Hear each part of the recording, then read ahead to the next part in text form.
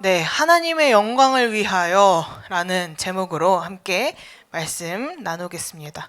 여러분이 오늘 읽은 고린도 전서는 바울이 고린도에 있는 고린도 교회를 향해 보낸 편지예요.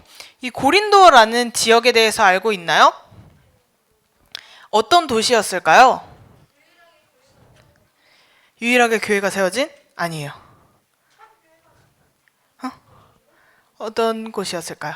자, 처음으로 교회가 세워진, 자, 보세요. 이 고린도라는 지역은 원래 교회가 없었던 지역이에요.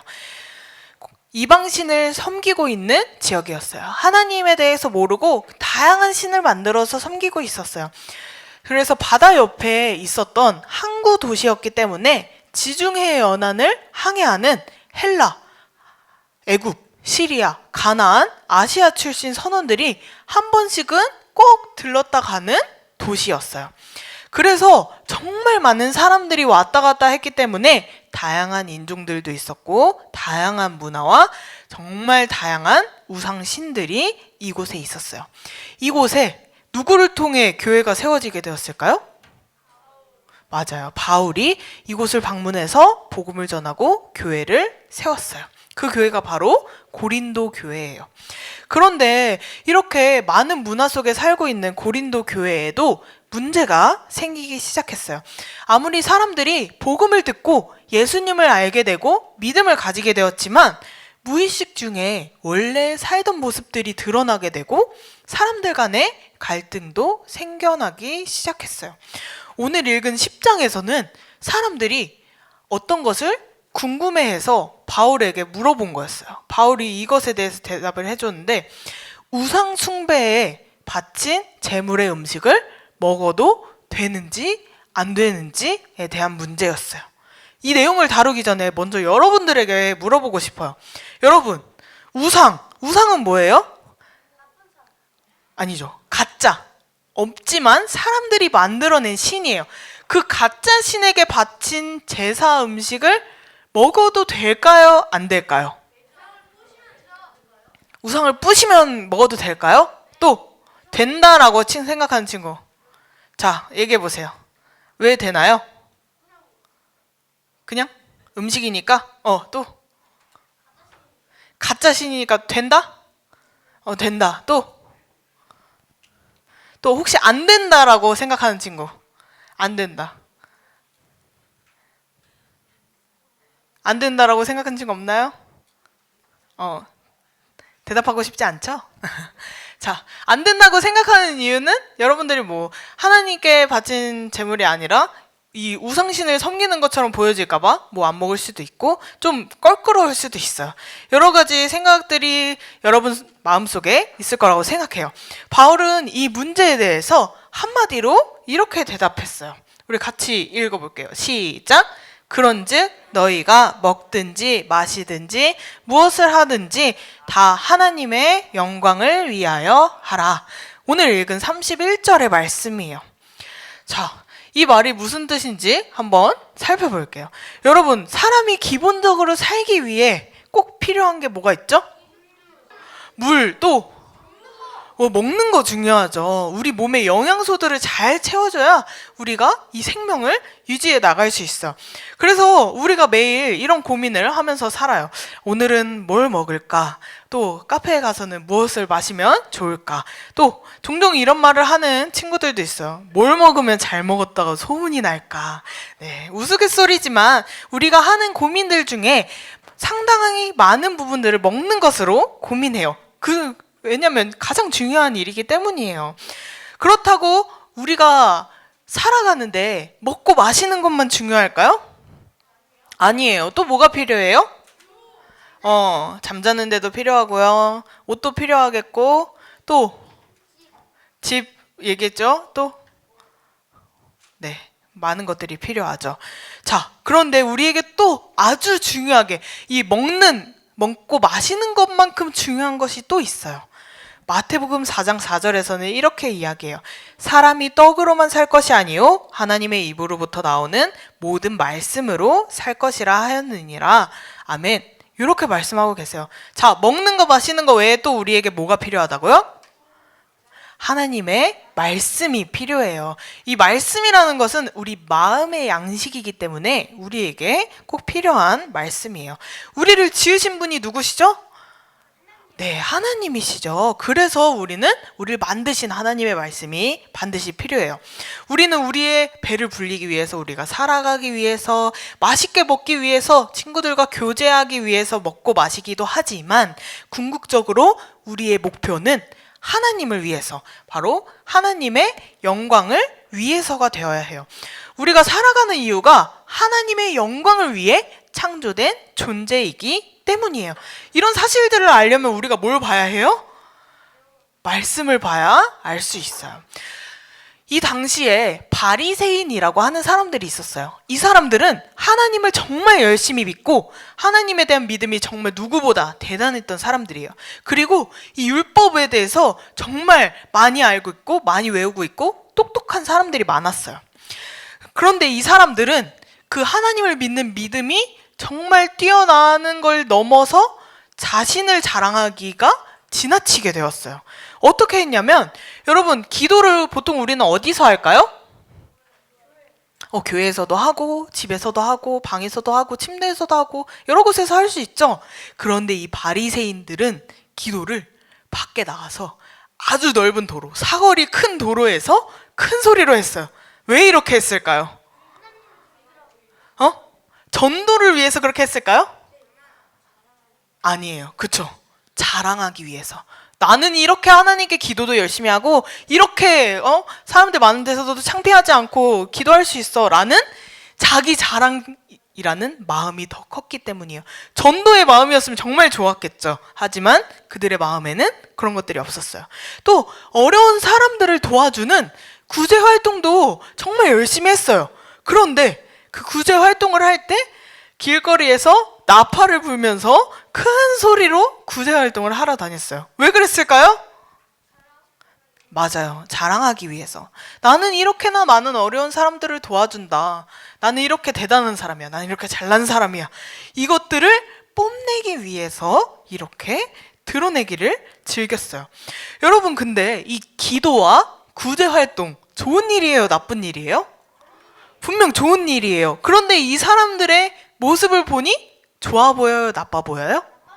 나빠 보여요. 왜 그렇죠? 이 일을 하는 의도가, 그들의 마음이 어때요? 누굴 위해서 하고 있어요? 네, 자기 자신을 위해서 하고 있어요. 이러면 잘못된 행동이에요. 이 일은 하나님께서 우리에게 명령하신 말씀이지만 그 이유가 우리가 하나님의 영광을 위해서 해야 하는데 이 사람들은 나를 위해서 하는 거예요. 내가 더 잘나 보이기 위해서, 내가 더 똑똑해 보이기 위해서, 내가 남들보다 뛰어난 것을 보여주기 위해서 했어요. 우리가 아무리 좋은 일을 하고 말씀을 읽고 전도를 하는 일들은 물론 다 좋은 일들이지만 그 이유가 내가 뿌듯하고 내가 자랑스러워서 그 일을 하면 안 된다는 이야기예요. 이러한 일들을 하는 이유는 무엇이 돼야 되죠? 뭘 위해서? 네, 하나님의 영광을 위해서 해야 해요. 기도도 구제활동도 정말 좋고 선한 일이지만 하나님의 영광을 위해서 했을 때 선한 일이 되는 거예요. 나를 위해서 했을 때는 그냥 내 욕심을 위해서 채우는 일밖에 되지 않아요. 질문은 이따가 받을게요. 좋아요. 이처럼 우리의 모든 말과 행동과 생각들이, 모든 것들이 우리가 하는 정말 사소한 것까지도 하나님의 영광을 위해서만 이루어져야 해요. 정말 우리가 사소한 것들은 놓치고 있지 않은지 한 번씩 고민해 봐야 돼요. 이것을 지키지 않는다면 잘못된 하나님과 반대되는 행동을 하고 있는 걸지도 몰라요. 그러면 우리가 어떻게 하나님의 영광을 위해서 살 수 있을까요? 자, 혹시 하나님의 영광을 위해서 살고 있는 친구 있나요? 되게 어렵죠, 말이. 하나님의 영광을 위해? 머리로는 이해하는데 말로 설명하기 어렵고 뭔가 표현해내기 어려운 단어인 것 같아요. 자, 여기서 첫 번째로 이제 33절에 나오고 있어요. 33절 우리 같이 읽어볼게요. 시작! 나와 같이 모든 일에 모든 사람을 기쁘게 하여 자신의 유익을 구하지 아니하고 많은 사람의 유익을 구하여 그들로 구원을 받게 하라. 자, 뭘 하라고 얘기하나요? 네, 나의 유익이 아니라 다른 사람의 유익을 구하라고 말하고 있어요. 사람들은 누구나 행복한 삶을 살기 원해요. 그래서 내가 행복하기 위해 필요한 것들을 달성하기 위해서 노력해요. 자, 여러분들은 행복한 삶을 살고 있나요? 네, 행복한 삶을 살기 위해서는 뭐가 필요해요? 뭐가 필요해요? 목표? 또? 친구가 필요해요. 또? 뭐가 있나요? 여러분 행복하지 않은 삶을 살고 있나요, 혹시? 행복한 삶을 살고 있죠. 그럼 뭐 때문에 행복해요? 하나님이 함께 계셔서. 또? 다양하게 얘기해도 좋아요. 왜냐면 혼자 있는 게 행복한 친구들도 있고 아니면 친구들과 다 같이 함께 있어야 행복한 친구들도 있듯이 자기만의 기준이 다 다르기 때문이에요. 그래서 사람들은 돈이나 사회적인 지위, 성공, 아니면 명품과 같은 물건들을 통해서 열심히 노력해서 내가 행복해지기 위해 나에게 이익들을 채워나가요. 그래서 어떤 일을 할 때에도 자신이 얻을 이익에 대해서 가장 먼저 생각해요. 이 일을 통해 내가 행복해질 수 있나? 나의 시간과 노력에 비해서 내가 정당한 대가를 받고 일할 수 있을까? 혹은 반대로 내가 이익을 얻지 못한다고 생각하면 내가 왜 이런 일까지 해야 하지? 라고 생각하면서 자신의 이익 혹은 자기 가족들만의 이익에만 관심이 있어요. 심지어는 남에게 손해를 끼쳐서라도 나에게만 이익을 얻어도 상관없다는 사람들도 있어요. 자기만 잘 살면 된다고 생각하는 사람들도 있어요. 근데 여러분, 이런 사람들이 행복을 쫓는 사람들은 맞아요. 그런데 정말 행복한 사람들일까요? 아니죠. 자, 만약에 여러분들 전부가 행복의 중요한 기준이 돈이라고 해요. 그러면 여러분들은 돈이 얼마나 있어야 행복할 수 있을까요? 50억? 무한? 1초에 10억씩? 꿈이 크네요. 좋아요. 자, 그러면 만약에 여러분이 생각하는 제일 큰 단위의 돈이 어디까지인가요? 해? 자, 좋아. 그러면 어떤 부자가 1해를 가지고 있어요. 이 사람은 행복할까요? 안 행복할까요? 왜 불행하죠? 근데 우리가 이걸 가지면 행복할 수 있다고 우리가 조건을 얘기했는데 왜 이 사람은 이걸 가지고도 불행할까? 맞아요. 사람의 욕심은 끝이 없고 계속 더 많은 것을 요구하죠. 그리고 그들만의 고민이 있어요. 이 돈이 주식으로 다 사라지면 어떡하지? 이 돈이 언젠가 다 떨어지면 어떡하지? 그런 고민들이 있어요. 돈을 잃을까 전전긍긍하고 언제라도 사라질 것에 대한 두려움을 가지고 여전히 더욱더 모으기 위해 이익을 챙기기 위해 노력을 해요. 근데 이 사람들이 정말 행복한 사람들이 아니죠. 그러면 어떤 사람이 행복한 사람일까요? 여러분, 우리나라에 복음이 어떻게 들어왔는지 알아요? 우리가 어떻게 이 성경책을 읽고 있게 되었을까요? 원래 어느 나라 언어로 쓰였다고 했죠? 신약은 어디 언어게요? 땡. 그건 구약이에요. 헬라어예요. 신약은 헬라어로 쓰였어요. 그럼 헬라에서 쓰였는데 그 성경책이 어떻게 제 발로 걸어서 우리나라까지 와서 번역이 되었을까요? 그걸 전해준 사람이 있었기 때문이죠, 여러분. 외국에 살던 선교사님들이 있었기 때문에 우리가 지금 이 성경책을 읽을 수 있게 된 거예요. 언어도 문화도 알지 못하는 땅에 직접 와서 복음을 전하고 이 성경을 전해준 사람들이 있었기에 우리가 이렇게 말씀을 쉽게 읽을 수 있고 예배도 함께 드릴 수 있게 되었어요. 그 사람들은 이 먼 곳에 와서 복음을 열심히 전하다가 죽음을 당하기까지 했어요. 이런 사람들은 행복한 삶을 살았을까요? 어떻게 확신하죠? 죽기까지 했는데 이게 정말 행복인가요?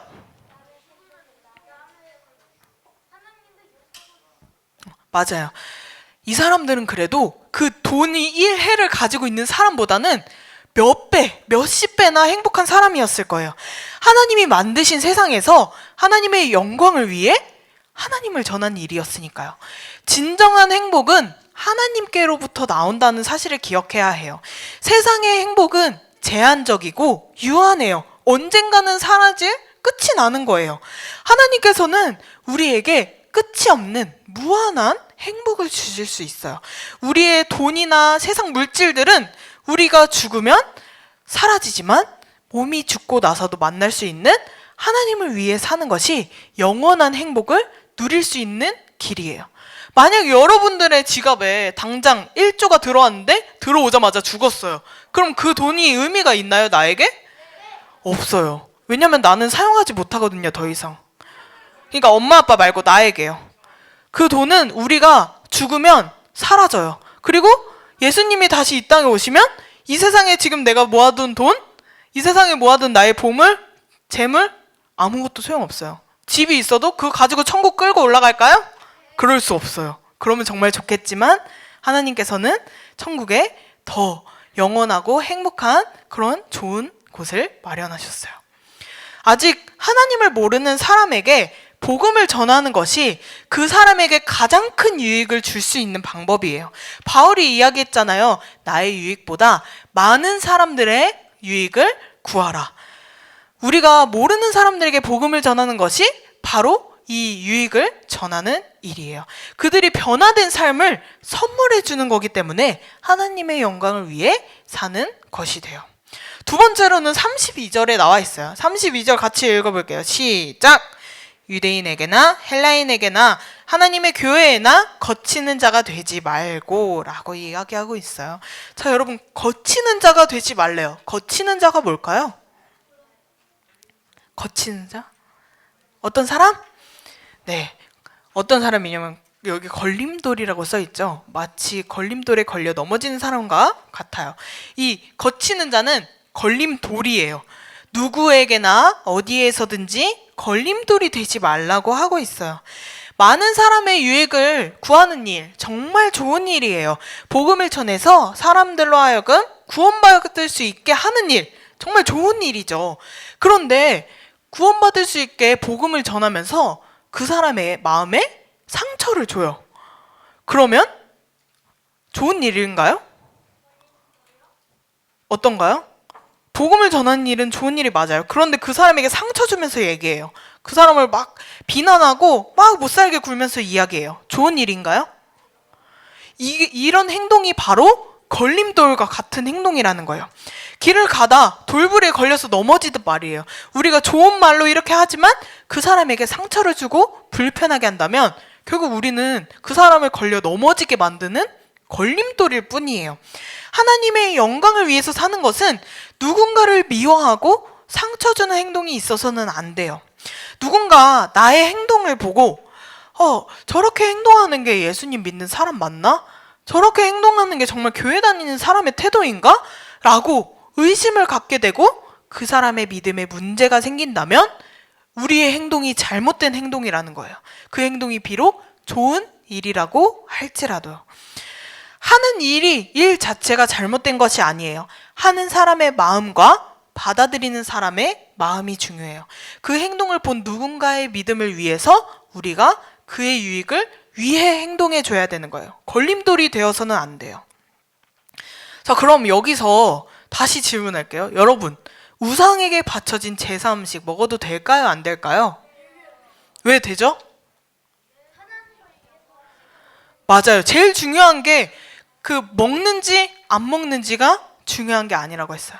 하나님께서는 이스라엘 백성들을 선택된 백성이라고 말씀하셨을 때 음식을 구별하여 먹도록 하셨어요. 왜냐하면 이방 민족들은 모든 음식을 가리지 않고 다 먹을 수 있었는데 그 민족들과 구별된 사람이라는 것을 표시할 수 있도록 하나님의 백성으로 살아갈 방법 중에 하나로 음식을 구별하여 먹도록 하셨어요. 근데 지금은 우리가 여러분 돼지고기 먹어요? 네, 뭐 편식해서 안 먹는 친구들은 있지만 우리 구약에서 먹지 말라고 한 음식들 지금 안 먹고 있나요? 아니에요. 우리 돼지고기 다 먹어요. 그리고 다른 고기들도 먹어요. 근데 왜 지금은 지금은 그렇게 구별하지 않을까요? 응? 왜냐하면 말씀이 육신이 되어 오신 예수님께서 우리에게 하나님의 말씀을 다 알려주셨기 때문이에요. 그래서 우리는 더 이상 음식을 구별해서 우리가 구별된 사람이 되지 않아요.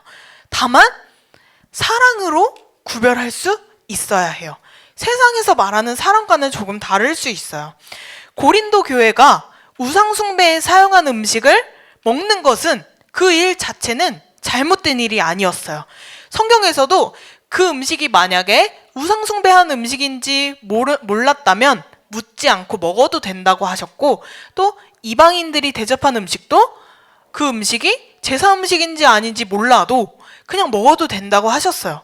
그런데 누군가 이 음식이 우상숭배에 대한 음식이라고 이야기를 했을 때 그때는 우리가 먹으면 안 돼요. 왜 먹으면 안 될까요?